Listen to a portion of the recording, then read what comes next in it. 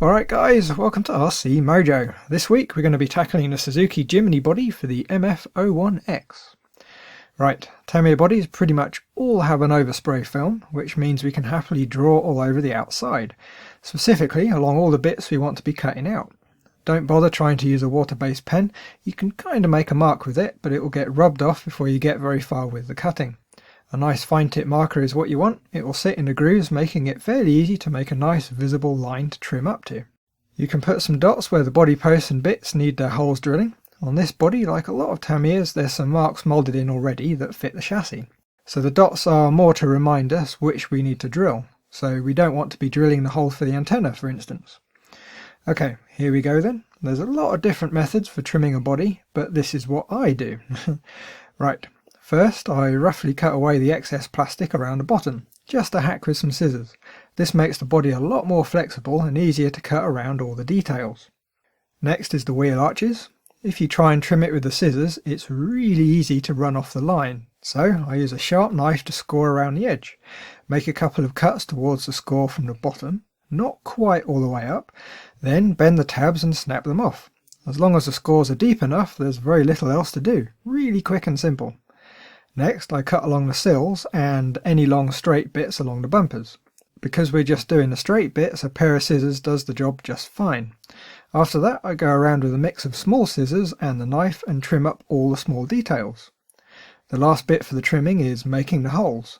Double check the hole sizes before you go anywhere near the body. If you make a hole too big, there's not really much you can do to fix it other than maybe bodging it by sleeving the body post. Of course, instead of using drills, a body reamer works too. Just be careful not to over-ream. Now we've got the body trimmed, we can see how it fits on the chassis.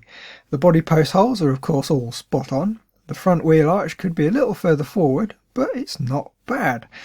The body's sitting a bit low at the moment. We need to fit the body clips that go under the shell. Hold the body roughly where it wants to be and count the number of holes the clip should go from the top. Pop in the clips and see how it fits. I think the back is still a bit low, so I'll move that one up one. That's better. Looks fairly level, and here's a better angle. The body will end up a little bit higher before we've finished, but we'll get to that later. Now for the best bit, the paint. Well, actually we'll need to thoroughly wash the shell with soapy water and make sure it's completely dry first, but I'll do that off camera. I want to replicate the box art, except in orange instead of blue. So the middle bit of the front bumper and grille need to be black. For me, the easiest way to do this is with some brushed on paint. I've got an old jar of Pactra Outlaw Black that will do the job nicely. Actually, I've got two of them. One dates back to the 90s and I'm not sure if it's going to be any good. Of course, we'll need a brush and we'll need some masking tape too. Tamiya bodies come with some excellent window masks, and usually they come with masks for any other little bits too. But I want to be able to fit lights at some point.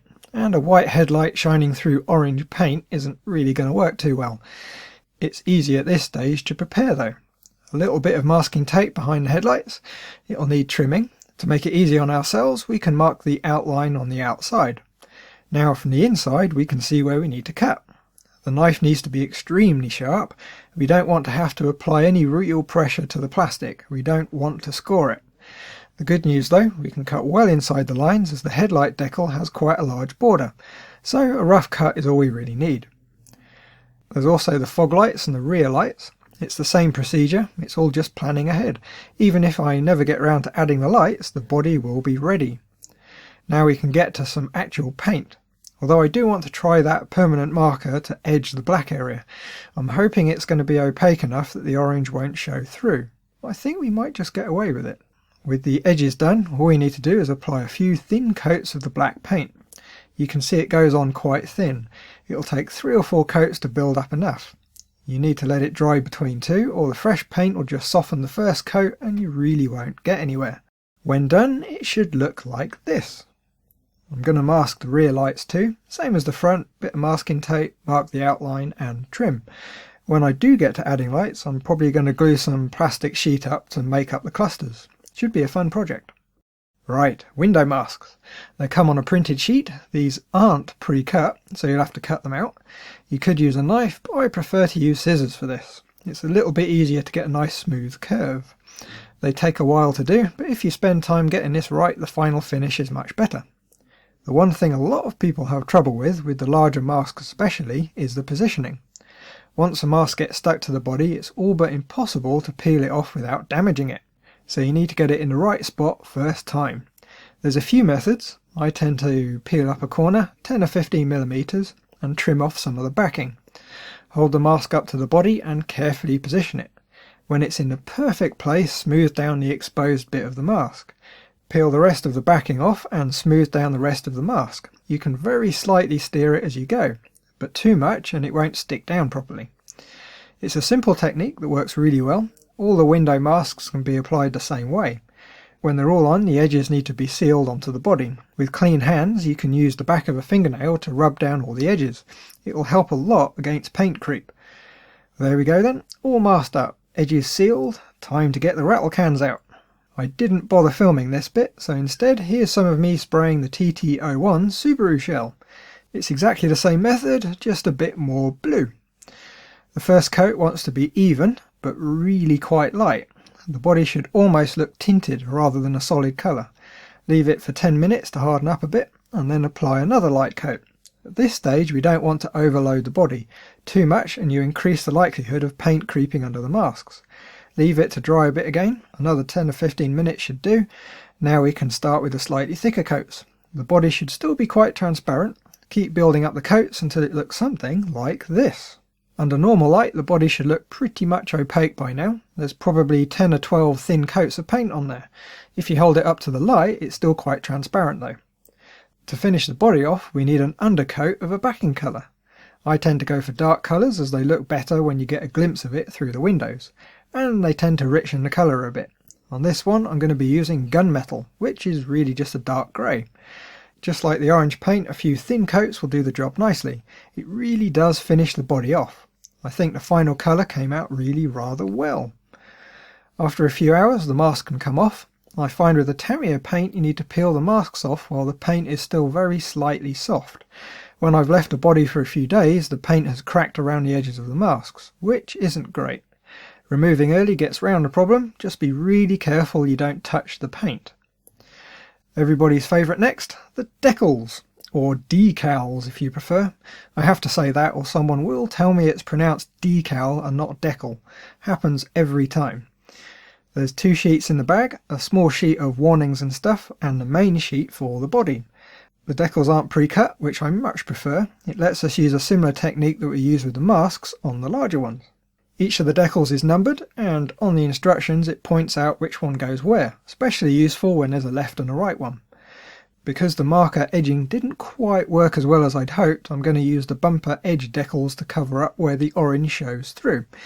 The decals need to be accurately cut out. A small pair of scissors works really rather well. Don't forget to remove the overspray film. It's best to peel it back a little bit at a time. You really want to avoid dust getting in under the decals. Just like with the masks, you can peel some of the backing up and cut it off. Position the decal, stick down the exposed bit and peel the rest away. Perfect positions every time. I didn't record the whole process, but there's quite a bit of footage all the same. I could make a montage, or maybe just a time-lapse. Yeah, time-lapse I think, it's less effort.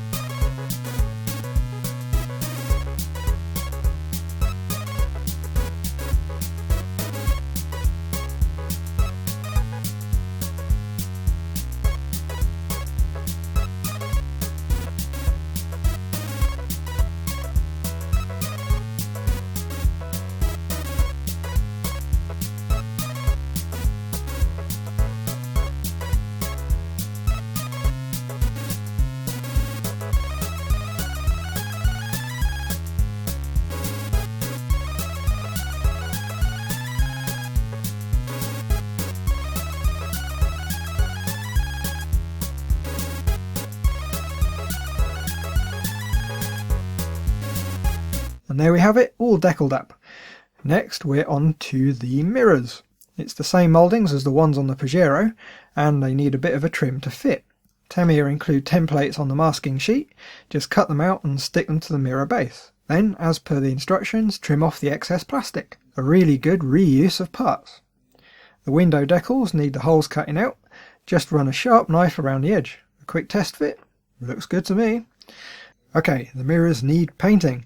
They really want to be body coloured with a black base. Simple enough, but the paint for the polycarbonate body isn't really suited. But I think we're going to give it a go anyway. Remove the template, thoroughly clean them, and stick them down to something for painting. A couple of lumps of blue tack works well. They'll need a coat of plastic primer to start. When that's completely dry, a few coats of the body colour. When that's dry, you can add the details. I used a brush paint black around the base and gave the mirror several coats of a gloss clear to protect the colour and give it a bit of shine. They came out much better than I thought they would.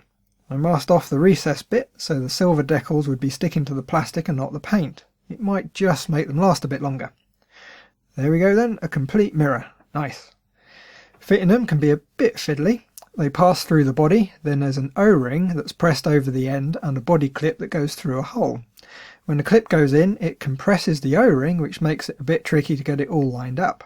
As a mounting method it works though. It has a little bit of give in it, so it should absorb some of the knocks it's going to get.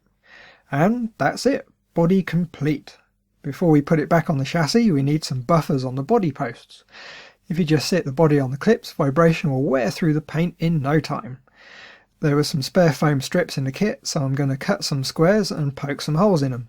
They'll slot on top of the body posts and give the body something soft to rest on. The foam also takes up the gap between the clips so there's less rattles. Last bit, the body's on. We just need to bend the end of 4 body clips, just like we did for the battery ones, and clip them on. Well, done. Build complete. Nice. Hopefully I'll get out and have a play sometime soon, and we'll see what it can and can't do in its stock form. Then we can start looking at upgrades and mods. Should be fun. So thanks for watching. If you like what you saw, do please hit the like button, and if you want to see what happens next, why not subscribe? It's free after all. Bye guys.